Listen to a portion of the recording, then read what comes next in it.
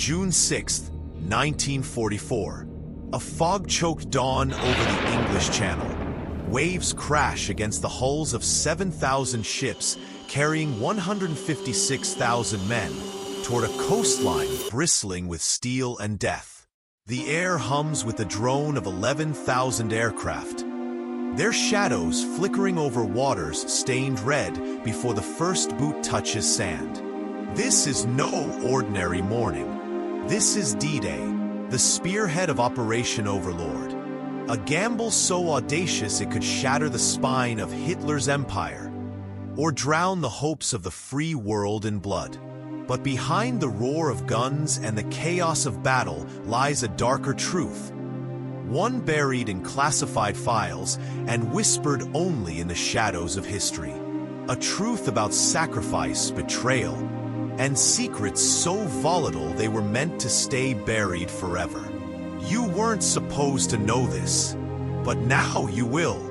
If this story pulls you in, don't forget to subscribe, like the video, and drop a comment to join the conversation.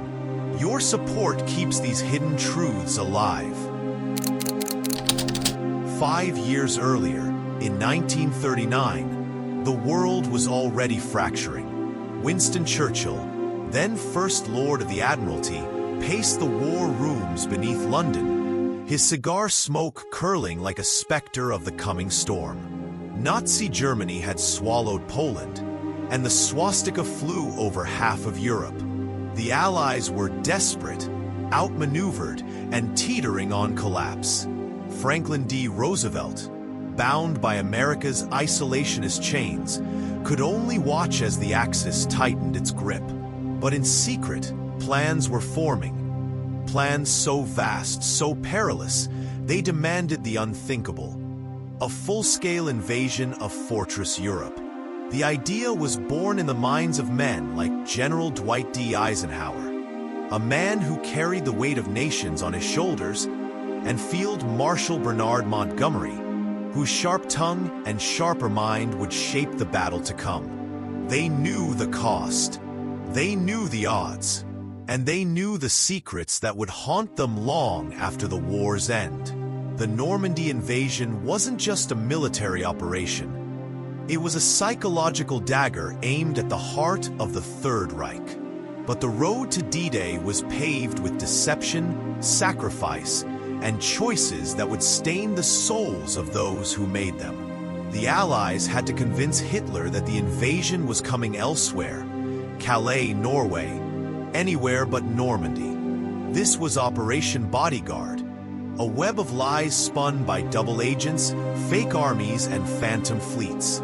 Juan Pujol Garcia, codenamed Garbo, was the linchpin, a Spanish double agent who fed Hitler's generals a steady diet of misinformation. His reports, laced with half-truths, painted a picture of an invasion force that didn't exist.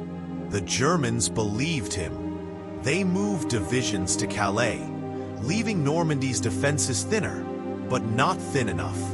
The beaches would still be a slaughterhouse. The planning was relentless. Eisenhower pored over maps in smoke-filled rooms, knowing that every decision could mean thousands of lives. The weather was a wild card. Storms threatened to drown the invasion before it began. Group Captain James Stagg, the Allied meteorologist, held the fate of the operation in his forecasts. On June 4th, he warned of gales. On June 5th, he saw a narrow window of calm. Eisenhower made the call, go. The invasion was set for dawn.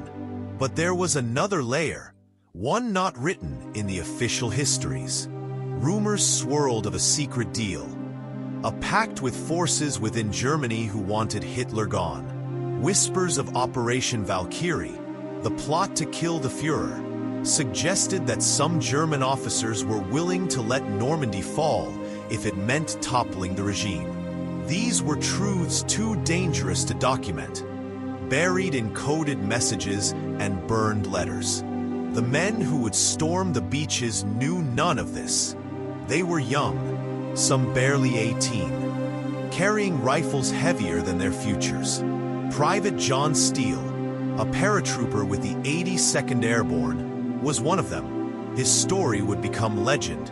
His parachute caught on the church steeple in St. Mir-Église, dangling him like a puppet as bullets tore through the night. But there were thousands like him, nameless in the histories, who faced the first wave. They didn't know about Garbo's lies or Eisenhower's sleepless nights. They only knew the cold steel of their landing craft, the vomit-soaked decks, and the horizon that promised death. As the invasion neared, the human cost was already mounting. In Exercise Tiger, a rehearsal off the Devon coast, German E-boats slipped through defenses and sank 2 landing ships, killing 749 American servicemen. The disaster was hushed up, the bodies buried in unmarked graves. The truth was too demoralizing to reveal. Eisenhower ordered silence, but the ghosts of Exercise Tiger lingered, a grim omen of what awaited on Normandy shores. The stakes were apocalyptic. If Operation Overlord failed, the Allies might never recover. Hitler could fortify Europe, prolong the war, and unleash horrors beyond imagining. Perhaps even the atomic bomb, which the Allies were racing to build in secret. The invasion wasn't just about territory, it was about survival. Churchill knew it, Roosevelt knew it, and Eisenhower, staring into the faces of his men hours before the drop, carried the burden of their lives. "You are about to embark upon the Great Crusade," he told them. But he didn't tell them everything. Some truths were too heavy to bear. The dawn of June 6th broke with a roar. Omaha Beach was a killing field. Utah, gold, Juno, sword. Each beach a crucible of fire and blood. Private John Steele hung from his parachute, playing dead as German snipers took aim. Below him, paratroopers scattered across hedgerows, fighting in the dark, their knives flashing in moonlight. On the beaches, Captain John Miller, a fictional name etched into history by storytellers, represented the real men who led companies into machine gun nests. The first wave was carnage. Men drowned under the weight of their gear, cut down before they could fire a shot. The sea ran red, and the sand was littered with bodies, some still clutching letters from home. But there was something else at play, something the soldiers couldn't see. Operation Fortitude, the deception arm of Bodyguard, was working. German panzer divisions, held back at Calais by Garbo's lies, didn't arrive in time. Field Marshal Erwin Rommel, the Desert Fox, was away from Normandy, celebrating his wife's birthday. The German high command was paralyzed, caught in a fog of confusion. Hitler himself slept through the invasion's first hours, his aides too terrified to wake him. These were the cracks Eisenhower exploited, but they came at a cost. The Allies had burned through their moral capital, using tactics that blurred the line between strategy and betrayal. Double agents like Garbo risked execution, and some didn't survive the war. Their names were erased, their sacrifices buried in classified vaults. The fighting was brutal, intimate, and unrelenting. At Point du Hoc, Rangers led by Lieutenant Colonel James Rutter scaled cliffs under a hail of bullets to destroy German guns. Guns that weren't even there, moved days earlier. The intelligence failure cost lives, but the Rangers fought on, holding the position against counterattacks. On Omaha, Brigadier General Norman Cota rallied men pinned down by gunfire, shouting, "Rangers, lead the way." His words became a creed, but they couldn't erase the horror. By day's end, 4,414 Allied soldiers were dead, their bodies scattered across the beaches and bocage. The Germans lost nearly as many, But their machine guns kept firing. Behind the front lines, another war was fought, one of secrets and shadows. Esli agents, British spies dropped into France, worked with the French resistance to sabotage German supply lines. Violette Sabo, a young widow turned operative, risked torture and death to relay intelligence.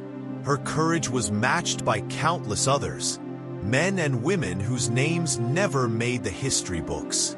They planted bombs, cut wires, and passed messages, knowing capture meant a bullet or worse. The Nazis called them terrorists. The Allies called them heroes. But their work was tainted by betrayal. Some resistance cells were infiltrated, their members executed. The Allies knew but pressed on, sacrificing pawns for the greater game. The cost of Operation Overlord wasn't just measured in blood. It was measured in choices. Choices to lie, to manipulate, to let men die for a greater cause. Eisenhower carried that weight, his face etched with it in every photograph. Churchill, too, bore the scars, his speeches hiding the deals made in darkened rooms. The invasion succeeded, but at what price? The beaches were taken, the foothold secured, but the war was far from over. And the secrets about Garbo, about Valkyrie, about the men left to die in rehearsals like Exercise Tiger, were locked away, deemed too dangerous for the world to know. The aftermath of D-Day was a slow grind. The Allies pushed inland, through hedgerows and villages. Each step paid for in lives. Cannes, a key objective, took weeks to capture, its streets reduced to rubble. Montgomery's strategy clashed with Eisenhower's, egos as fierce as the battles. The Germans fought with desperate ferocity, knowing the tide was turning. Rommel, back in command, saw the writing on the wall but couldn't stop it. By August, the Allies broke out, racing toward Paris. Operation Overlord had done its job, cracking Hitler's Atlantic Wall, but the cost was staggering. 425,000 dead, wounded, or missing on both sides by the campaign's end. Yet the deeper cost was in what remained hidden. The success of D-Day relied on a tapestry of lies, woven so tightly it ensnared even those who spun it. Garbo's role was so secret he was awarded medals by both the Allies and the Nazis, a paradox that defined the war's moral ambiguity.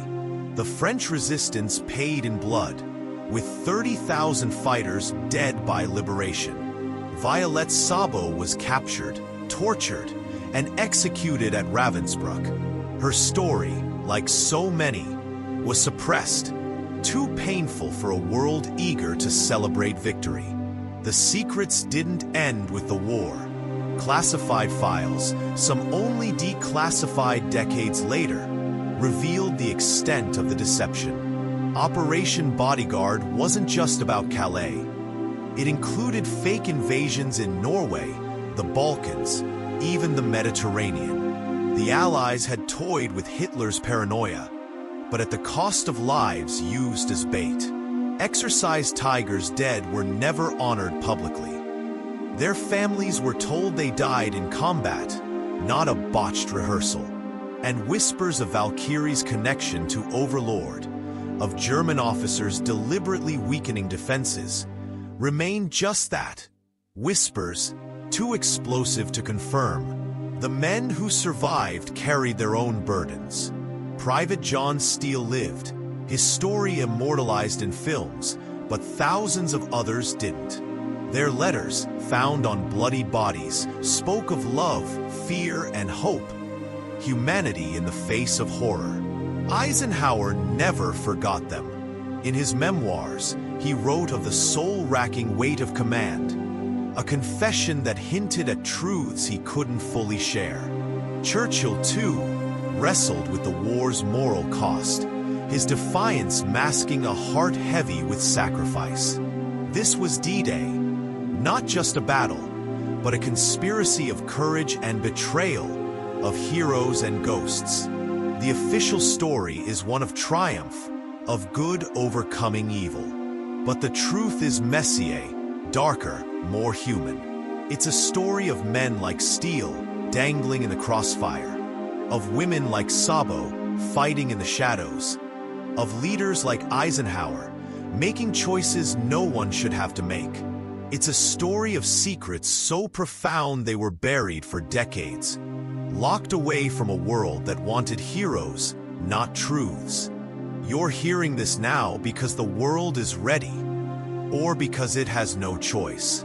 Operation Overlord wasn't just the turning point of a war. It was a mirror held up to humanity's soul. It showed what we're capable of: bravery, sacrifice, but also deception and ruthlessness.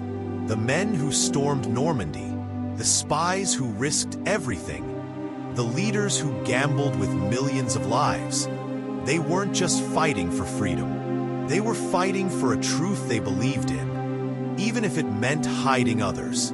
Look at the world today. The echoes of D-Day are still here. In the wars we fight, the secrets we keep, the sacrifices we demand. History doesn't just repeat, it whispers, warning us of what we're capable of when pushed to the edge. Eisenhower knew it, Churchill knew it, and now you know it too. The question is, what will you do with this truth? Will you let it fade, like the names of the fallen? Or will you carry it, like a torch, into the shadows of our own time? The choice is yours, but the past is watching.